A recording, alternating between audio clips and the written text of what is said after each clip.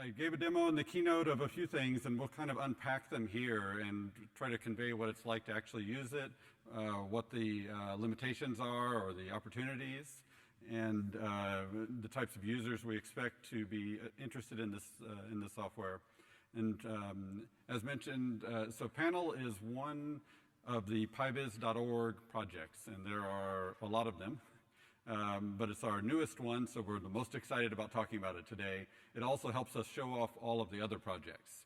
So if you notice some functionality that you're not used to or that is surprising, I usually will say the name of that and follow up on that one if you want to, even though that's not the purpose of this talk, you can follow up on that topic.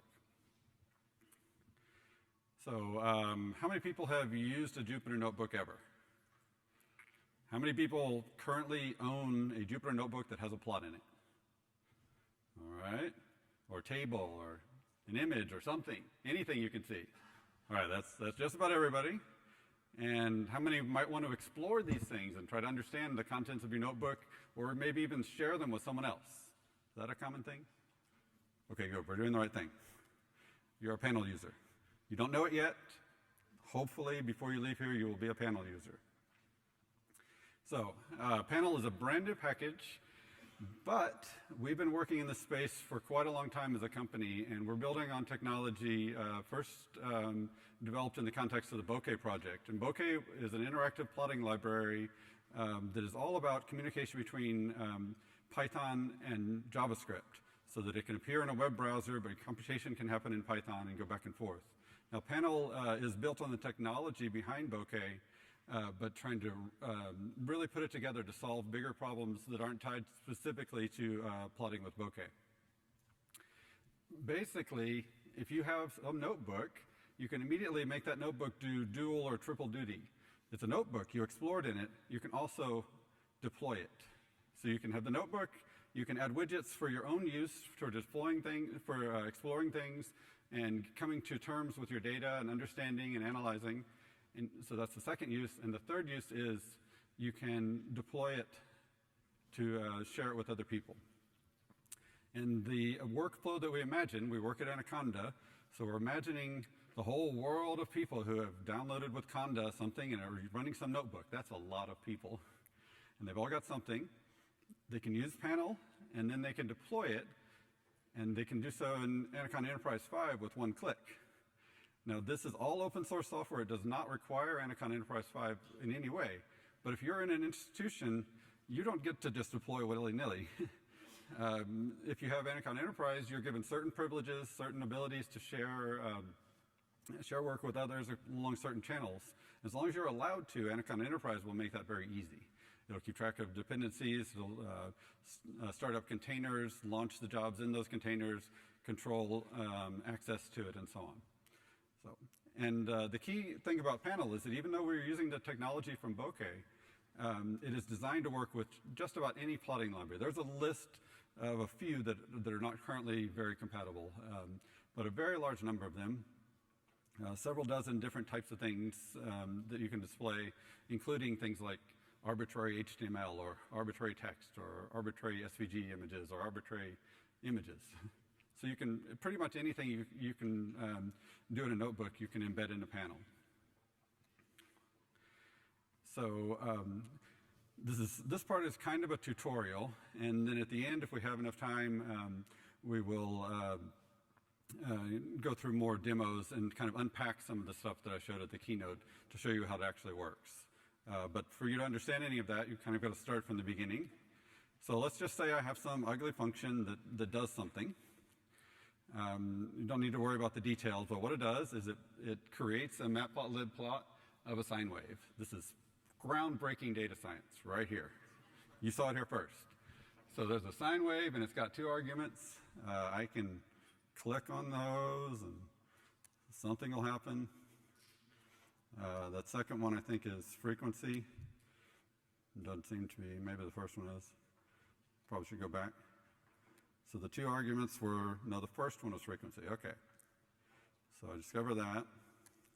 And okay, I changed my frequency. I had a different plot. All right, so I can keep doing this. I'm a Python programmer. That comes naturally to me. Clicking, changing a number, click, change a number. You can do that. That is a workflow. It's not a particularly great workflow, but it is a workflow. If I really wanted to understand these parameters, I just had to look it up, though I didn't even plan that. But B, it's hard to see any pair of parameters. It's a lot of typing, a lot of painful things to do. And I really can't ask my boss to do that. Or maybe I can. Maybe I have a techie boss. But I can't ask my boss's boss. Okay, maybe that's techie too. But at some point, it stops being techie. And if you really want your work to have an impact, it has to go to somebody who's not techie, but owns a budget. So you got to do something. And that it's not this. So let's make a panel. So we import panel. We load the JavaScript that's required for panel. And then we pass the sign function to panel's interact function. This interface here is entirely stolen from IPyWidgets. There's an interact function there. And it was a great idea. Basically, it does an introspection.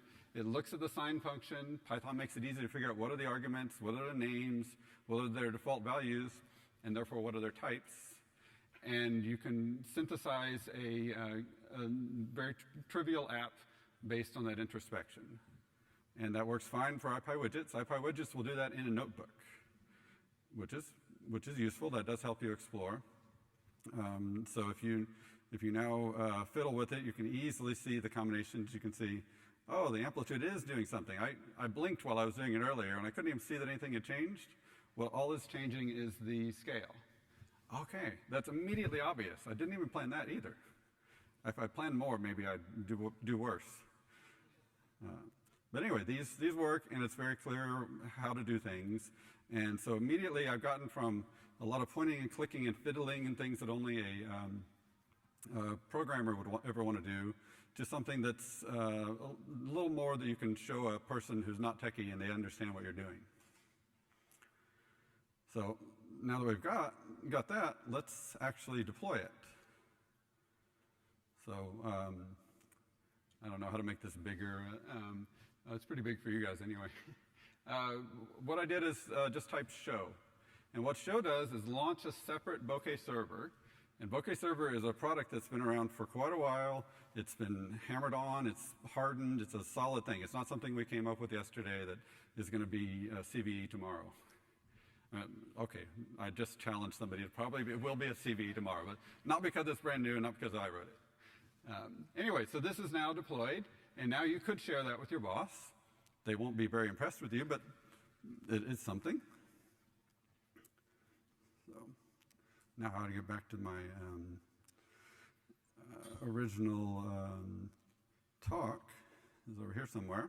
So that's a completely different browser tab that is open there. Okay, so the boss saw that and said, I don't know, how does this thing work? You just gave me some widgets and a picture, what is that? Okay, let's try to, is this a dead end? Do I have to now do something really complicated and horrible? Because this was all automatic, it was all magic. We just magically created this GUI. So can we move forward from there? Can we help our boss out a little bit? Well, we look at this thing that we get back when we call interact, and we look at the structure of it, and we see that, oh, it is a column of 3 widgets, and then a row that just has one thing in it that happens to be a matplotlib plot, and that's all in a column. So this is a hierarchical structured composite object here that we have here. 3 widgets in a column with a matplotlib plot. And so that's all created automatically, but if we want to fiddle with it, we have to do something. So let's take that thing we got, rearrange it, add some instructions for our boss. He might be here, so I'm not going to call him my brain dead boss. So rearrange everything, put a nice label on it, and put instructions. Drag the sliders to plot a sine wave. Okay, so that's very clear, right? So what this did is it's just a hierarchical, it's just indexing into a hierarchical structure. You can pull out this widget, whatever you want. Throw some away. Oh, actually, I threw one away. I threw away the in parameter, which is how much you're sampling, because my boss had no idea what that meant. So it's gone. Just hide it. Don't worry about it.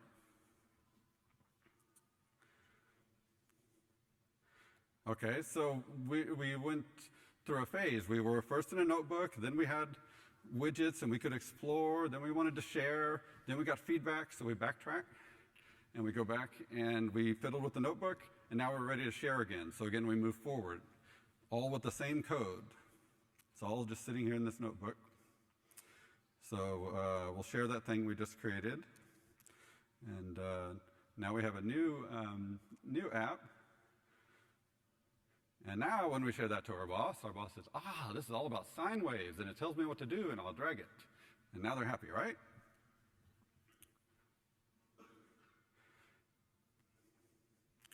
I'm not happy because this zoomed in this one too. Very annoying. All right, so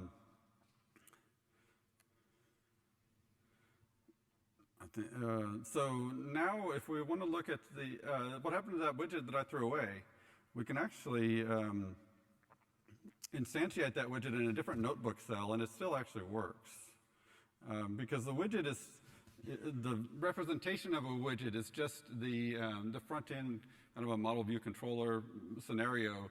There's data behind it in an object, and dragging this widget controls the data in the object, and the object has dependencies between the widgets and the display. So whenever whenever one of those parameters changes, the display updates.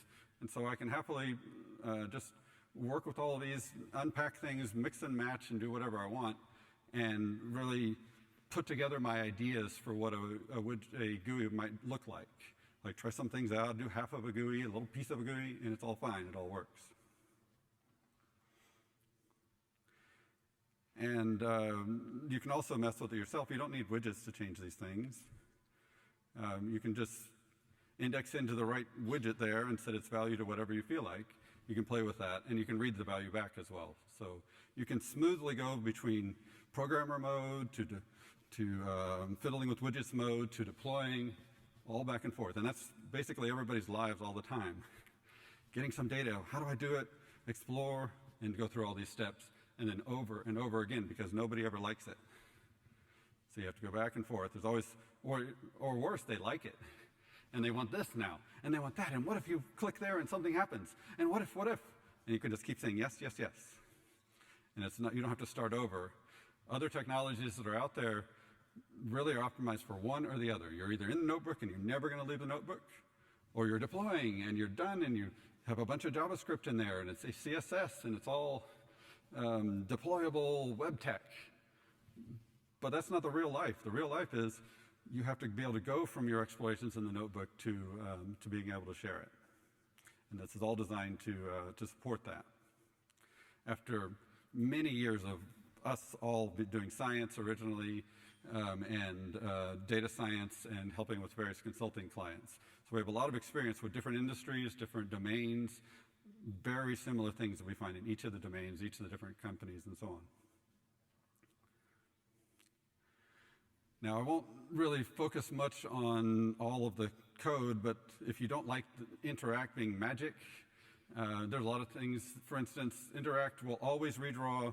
Every time you drag your widgets, it'll completely redraw the thing. And maybe that's the simplest thing. It's super easy, great way to get started. Maybe it's not appropriate in every case. You can always instantiate your own widgets, have them watch each other, have them update each other. There's an API for that the interact widget is interact command is based on. And you can do the same thing here. Again, this launches a new, this does exactly the same thing, but constructed in an entirely different way.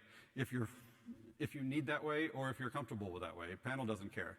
There are actually several different ways that I'll talk about, which is maybe a problem. So the first way was interact. The second way is sit down and say, I'm going to put these widgets and connect them up. The third way is to say, take a step back. What is my problem domain about? What are the things that vary in my problem domain, and how are they tied to any sort of computation? Like when I change this parameter, what should happen? What's affected by that parameter? In this case, we're declaring a class, and we declare that that class has 3 parameters, and it has a function that in fact depends on those 3 parameters. You can explicitly say that it only depended on a few of them, This particular one depends on all three, and that's not uncommon. So we've got a class. It's using a library called param. Param is a zero dependency library. It doesn't assume you have anything. You can always put param in any project. It doesn't hurt it. It doesn't pull in lots of GUI entanglements, and you don't have to worry about dependency hell. You can always have param, and param lets you capture the things about your domain, what you're working on, in a way that's independent of any GUI. Param was created originally in 2003. There have been 4 GUIs for param over that time. Each one was the best thing ever at the time, and each one has gone away. There will be more probably. At the moment, Panel is the GUI for param, and it's certainly the best GUI ever. It sets a new bar, but originally it was for TK, if anyone remembers TK. There was one based on IPyWidgets. Anyway, this one, the advantage of this one compared to all the others is works on the web and in a notebook and works on the web as a separate deployable thing. And once you've captured this, using nothing to do with widgets or panels or anything, then you can write code that doesn't know anything about anything. All it knows is that it's a thing that can display itself and has some parameters you can edit. I don't even know what they are. It's an object. And the object has some parameters, and it has a method to view. That's just a convention. If there is one called view, it'll work. If there isn't, it won't. So we had one called view. So when given that there was one, it knows that the view method depends on these values, and it can infer that it therefore needs to update it's going to call this method when any of its dependencies change. And this is all expressed at the last mile. At the last minute, you chose to have a GUI, but your code that was about sine waves doesn't even know what a GUI is. Has no concept of GUI or widgets or Jupyter notebooks or anything like that. So that code can now be safe for many years. We're still running things, we're putting up panels for things that we wrote a decade ago, and they work. It's like, whoa! It's not a common thing that happens in software development. So far, we've used matplotlib as the plotting library, and the reason for that is it is the #1 most popular plotting library. It's also the plotting library I like the least, but I'm motivated by seeing an opportunity and trying to do better than that. So matplotlib is the base, everything in Python. Matplotlib is why I was able to choose Python as a language in 2002. Before, there was no matplotlib, and then there was matplotlib. We can do science in this language. But the API was copied from MATLAB, which, please don't. Anyway, other libraries. HPplot. This talk is not about HPplot, but we could totally give another talk just about HPplot. If you've ever used pandas.plot, HPplot is the same API.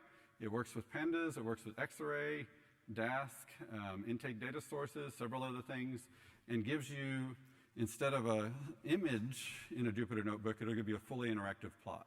And that's the basis for building all sorts of dashboards. So if you take the same code that we had before, and now in fact, the same function we just defined, the same class we just defined, no, this is the original function in this case. So we take the original function, and instead of using matplotlib, we use this little function to plot it with HPplot. Again, you get widgets and so on. But now, when you go to the actual plot, it's interactive. And all of that came for free. It's the same API. It's the same as pandas plotting. Instead of df.plot, it's df.hvplot, where HV stands for holoviews, which is a whole other topic. But you don't have to worry much about holoviews. If you like the pandas.plot API and you're comfortable with it, you can use this.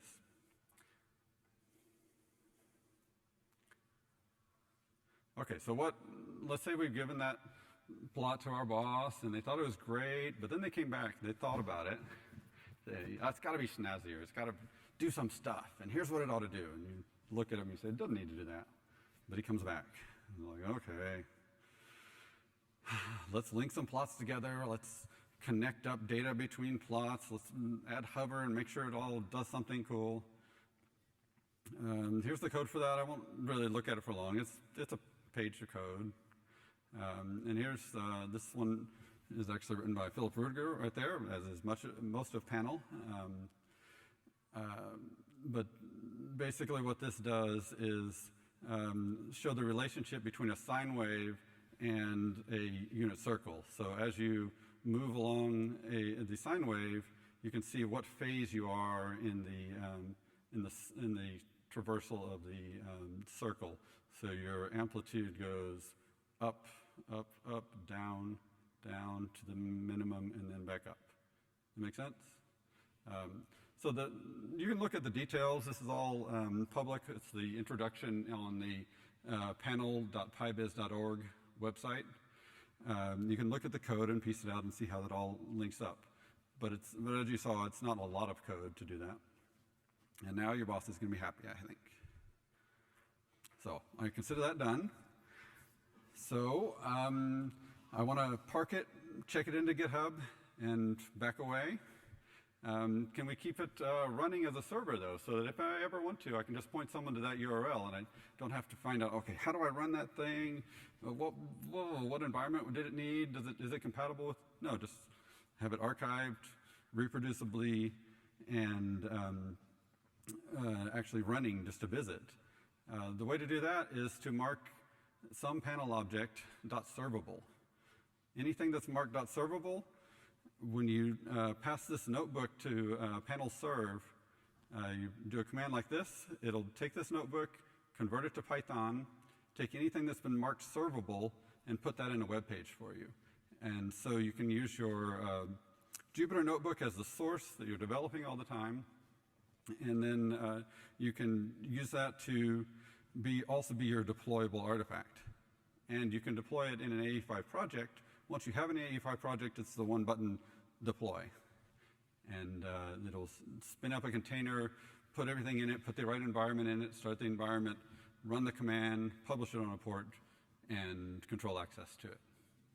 If you don't have an AE5, you have to hire an IT person, you have to have a machine that you personally manage, you have to get some cloud resources and set it up and manage it. It can be done, there's no problem with it.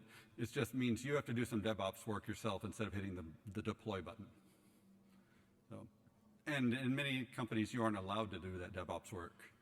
AE5 allows them to grant you the ability to do that safely.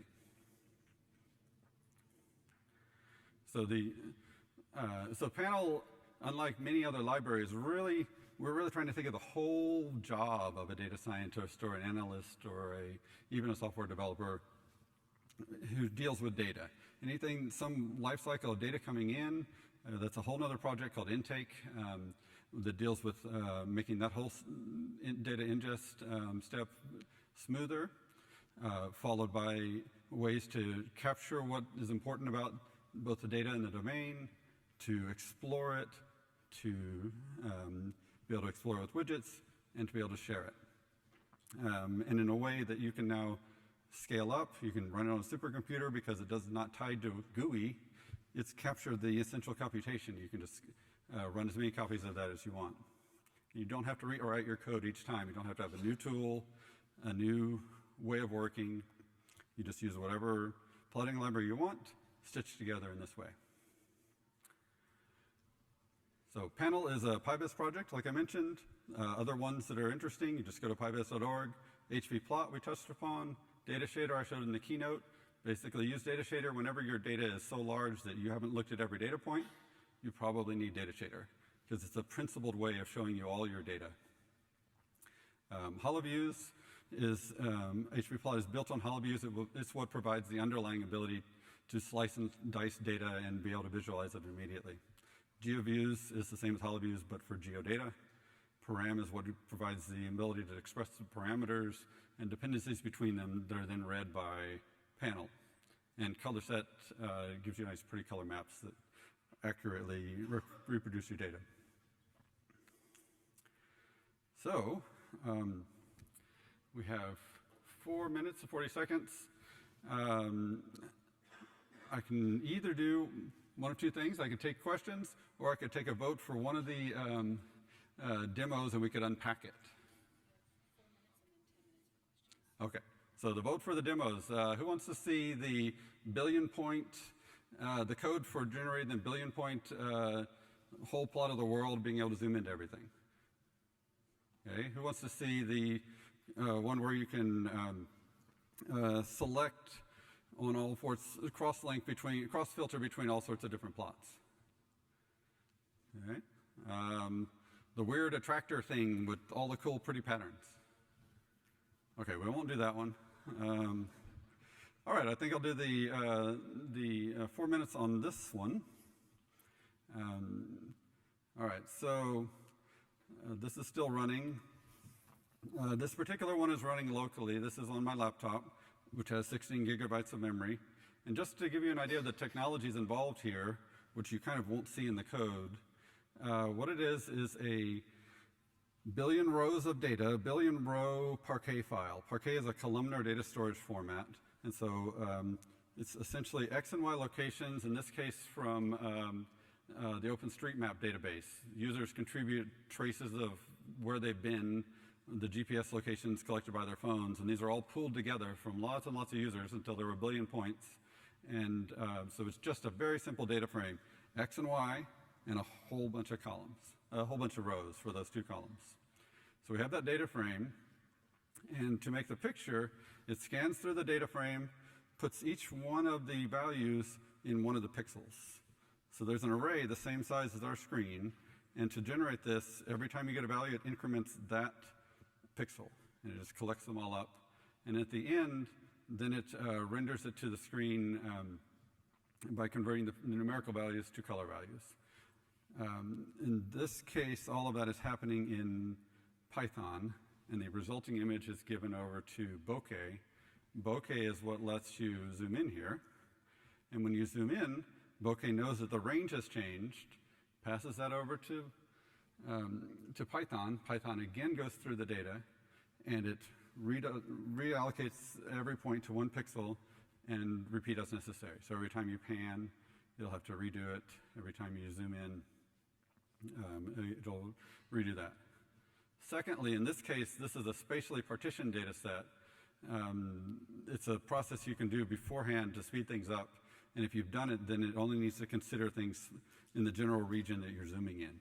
So once you zoom in a lot, it no longer is considering all billion points. If you don't have that, it's on the order of a half a second to update every time you zoom. So going through a billion points, thanks to Numba and Dask, it's using all the cores, it's using optimized computation from Numba. It's able to render a billion point data set in a little under half a second. So every time I zoom in, that's how fast it be. Whereas now it's much faster than half a second because it doesn't have to use all the data. So that makes sense? All right, so the actual code involved, this is a slightly different version of it. It looks like this. It doesn't have the black background.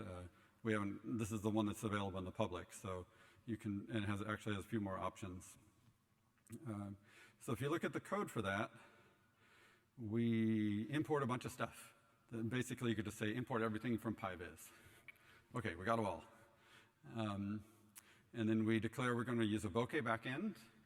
We could also use Matplotlib or Plotly. There is data shader support in Plotly, so you can use either one. It's a little more robust in bokeh so far. And in Matplotlib, there's rudimentary data shader support. Then we decide which data set. This is all independent of data set. There's a separate YAML file that describes our data file. So you don't have to edit the code. If you have a new data set, you just declare what the axes are and put the information you want to see in a declaration in the YAML file, and that's what you'll plot. And then we define what we want in all our widgets. Which plots are there? Well, we ask the catalog, what plots do you have? Which fields can we plot? We ask the catalog again, source is the catalog. And so on for all of the other options. We just enumerate what options there are to choose from, and we collect them all. Then we declare parameters. In this case, most of them are selectors. It's a long list, pick one of those. And then we declare little bits of computation, and each little bit does something and depends on something. And then we finally pull it all together, and we create a viewable object. Everything, at the end, it's returning a set of map tiles with data overlaid, and then labels over top. And each one of the components of this composite structure is tied specifically to these parameters, and these parameters. And when you change one of them, you don't have to change anything else. So if I change the map opacity, that should happen instantaneously because it doesn't have to redo the data. That's just something at the browser level. And the same for the data opacity or the show labels. These are all tied exactly to what they do. Whereas if I change something about, well, it's not in this version, but you can change things about the underlying aggregation and that won't have that effect. It'll have to redo everything. But that's what you have to do. So you only incur the cost exactly where you need it if you're careful about this. Or you can use a simple interact and just say, oh, always redraw everything when you're not dealing with a billion points.